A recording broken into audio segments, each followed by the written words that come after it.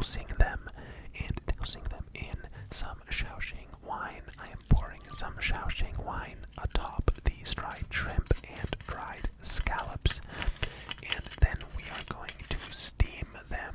We're going to steam them.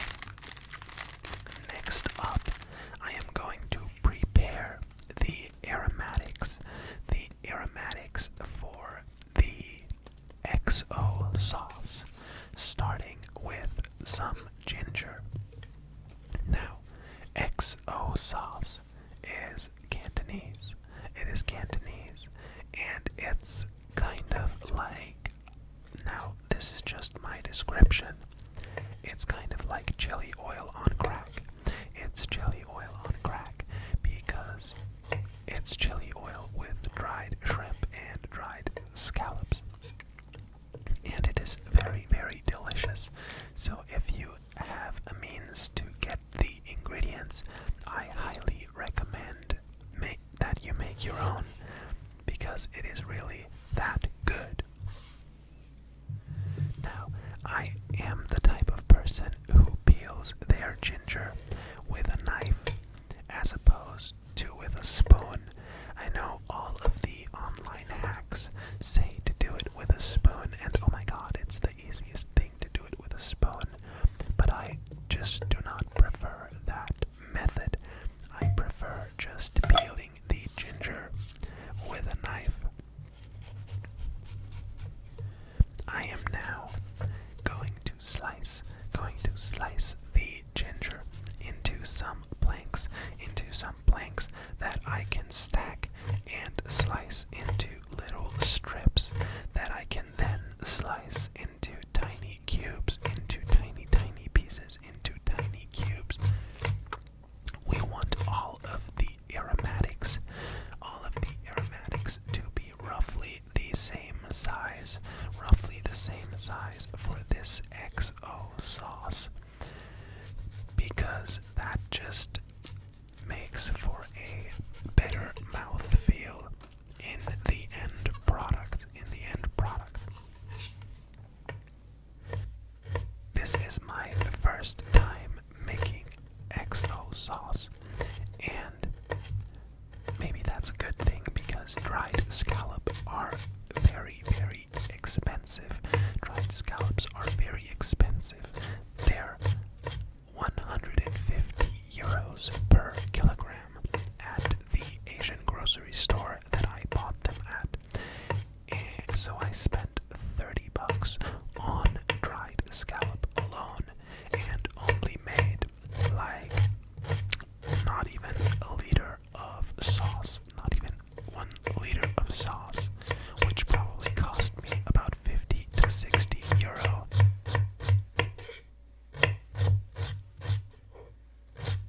We have almost all of the ginger chopped, but it looks like there's still two more knobs to go. That I have to slice into tiny cubes, that are roughly the same size as all of the aromatics that will follow.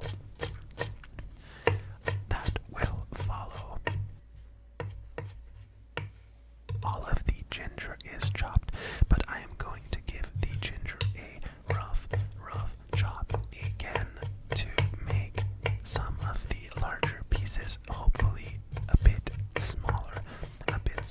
I am running my knife through the ginger again, before scooping that up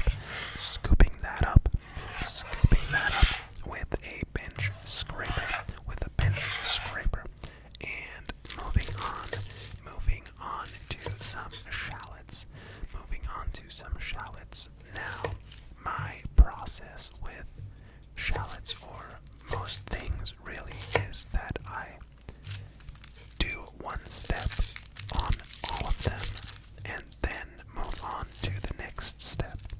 Some people might peel each shallot whole and then move on to the next shallot, but I prefer slicing the roots off of the shallots, splitting them in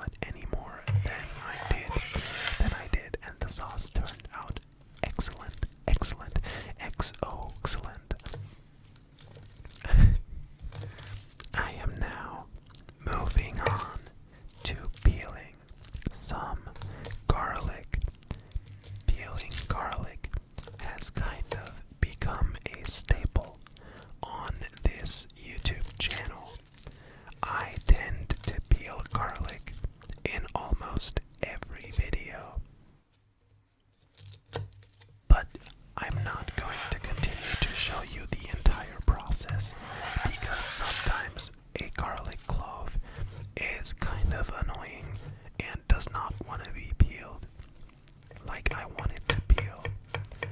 So you get a shortened version of the garlic peeling. I'm now slicing the garlic into tiny, tiny pieces because the garlic will not shrink as much as the shallots will. The garlic will not shrink as much as the shallots will shrink. The shallots are shrinking more than the garlic. The shallots are more prone to shrinkage when compared to the garlic. Looks like all of the garlic has been chopped, and we can move on to some Thai red chilies. I think these are bird's eye chilies, if I am not mistaken, and I am not going to use all of them that you just saw. I am just going to use these 6. I'm not going to use all of them. I'm just going to use these 6, and I'm going to remove the stem off of the chilies.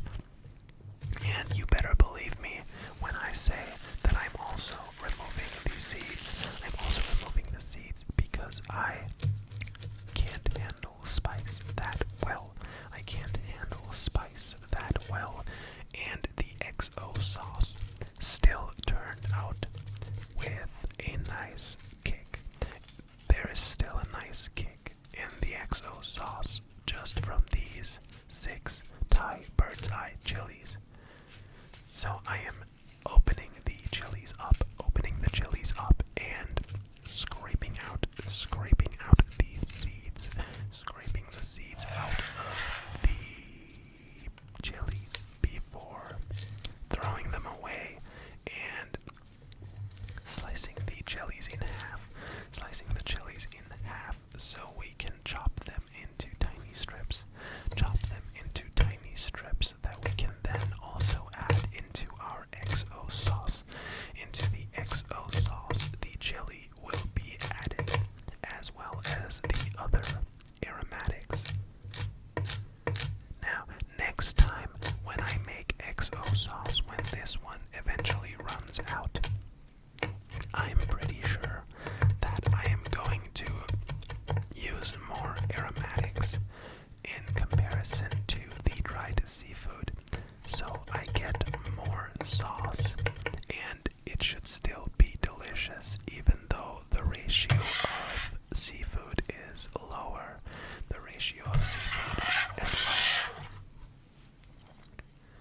These are the chopped aromatics. Now, usually you would add a Chinese ham.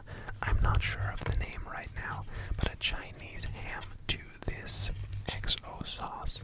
But I did not find the Chinese ham in my Asian grocery store, so I am using some Serrano ham, some Spanish ham instead, which I am sure changes the taste of the end product.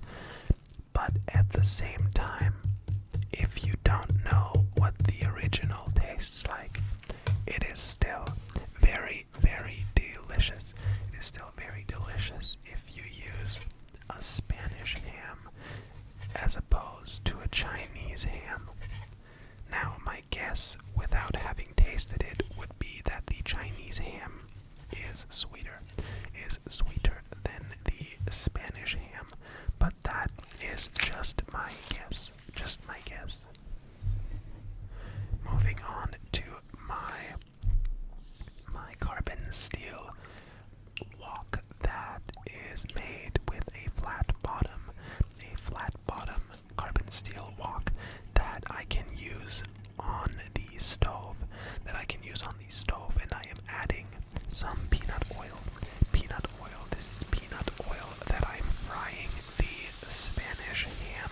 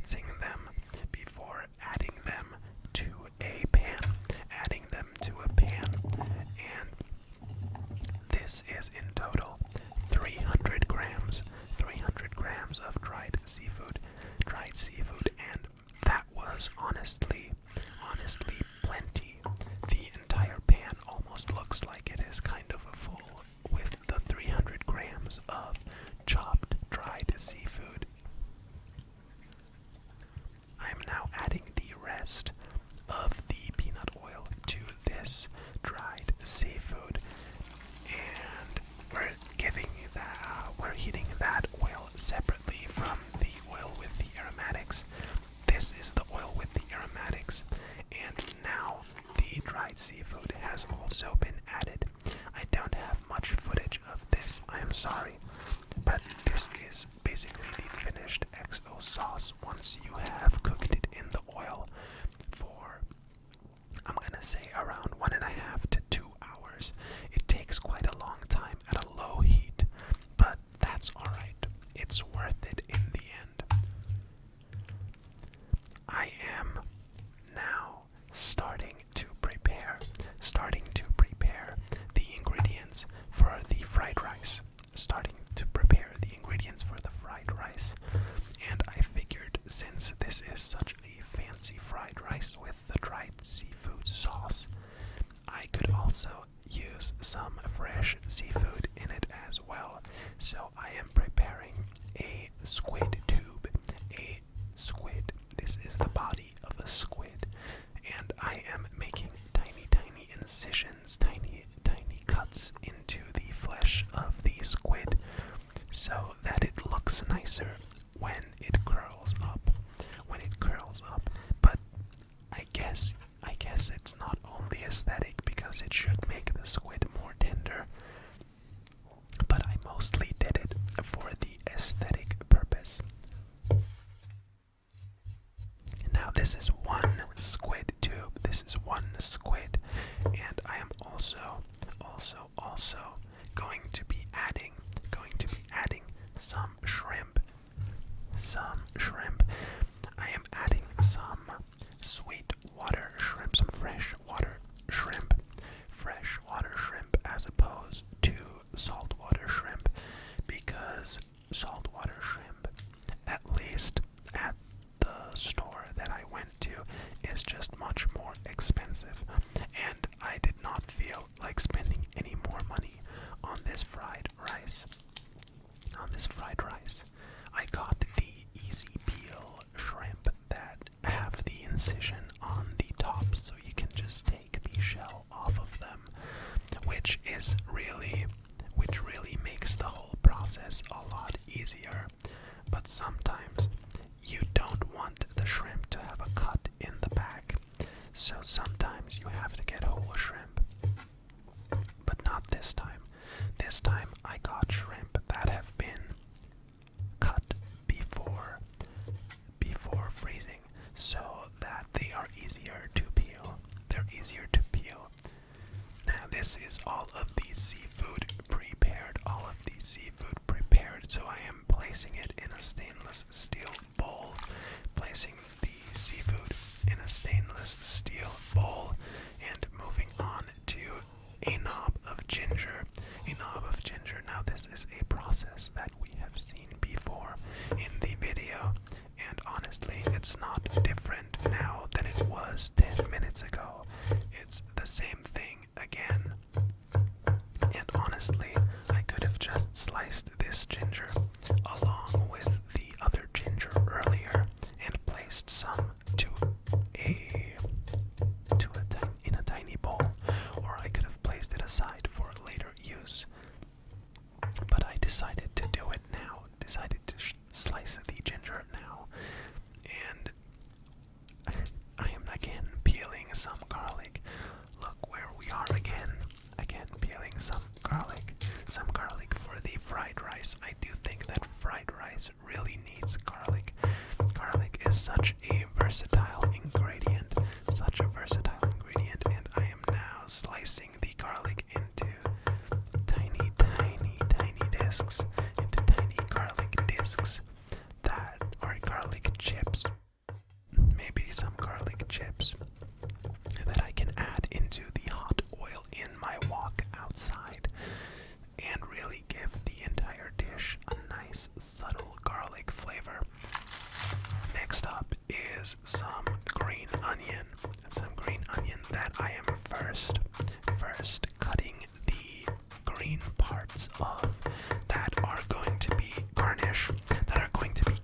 I'm going to add the green parts of this green onion when the fried rice is almost done. Scooping up every last bit. And now moving outside.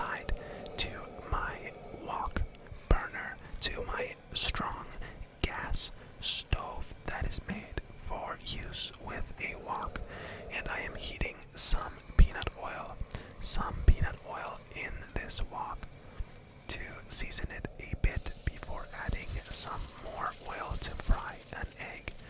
I am now frying an egg, and this wok has been nicely seasoned. I seasoned this wok pretty well so the egg does not stick. The egg does not stick, although when I poured it in, I was afraid that it would stick. I was like, oh my god, I hope this egg doesn't stick. It's gonna ruin the whole video. Here we have this beautiful fried egg, adding some more peanut oil and frying the seafood, the fresh seafood. I was hoping for the oil to catch some flames, but it really didn't. It really didn't. Probably because of all of the moisture in the seafood. Probably because of all the moisture in the seafood. This is a very, very strong gas stove, and I am not proficient enough on the wok to really fully make use of it. But it is still nice to be able to use a wok the way it is intended, with a very, very high heat. A very high heat. So I am next adding the aromatics as well as the rice to this carbon steel wok, and attempting to break up the rice clump, the big rice clump, giving that a quick toss. And I always have to turn down the heat in between steps, because I feel I'm not fast enough to really use the wok when it's always turned on, when the heat is always turned on. I feel like I would just burn this beautiful fried rice. I have now added a large amount of the XO sauce, although I guess I could have added more. I took the fried rice out of the wok because I realized that I forgot to fry the eggs. For this egg fried rice, this XO egg fried rice. Also wants some scrambled eggs, which I forgot to make, so I am making them now. Thankfully, it's a very quick process with that high of a heat. So I can add back in the rice into the wok. I can add the rice back into the wok. This is quite a lot of fried rice in the wok. This is about, I'd say, 3 portions. 3 portions of fried rice in this wok, and it is very heavy. And my arm is not trained enough with wok tossing that I can proficiently toss the fried rice, especially if there's that much fried rice in the wok. So sometimes I am switching to my dominant hand to toss, even though when tossing in a wok, you should use your dominant hand on the scoop, on the ladle, and your offhand on the wok, but my offhand just isn't strong enough. I now added some MSG, as well as some soy sauce, to the rim of the wok. Adding soy sauce to the rim of the wok. That is what you need to do when making fried rice. You have to add the soy sauce to the rim of the wok. I'm now adding the spring onion greens, and incorporating those with a few tosses. Now at this point I have quite a lot of rice accumulated on the table because I keep spilling some. I am adding some more soy sauce because I tasted it and it needed some more soy sauce. Alright, I am now finishing up this fried rice. The fried rice is almost done. I am just going to plate this now, add the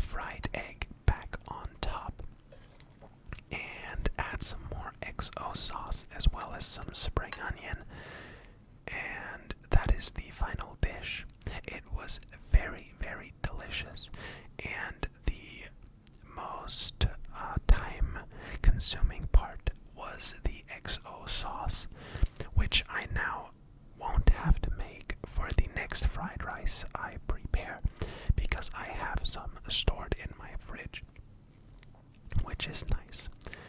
I hope you enjoyed this video. Check out some of my other content if you did.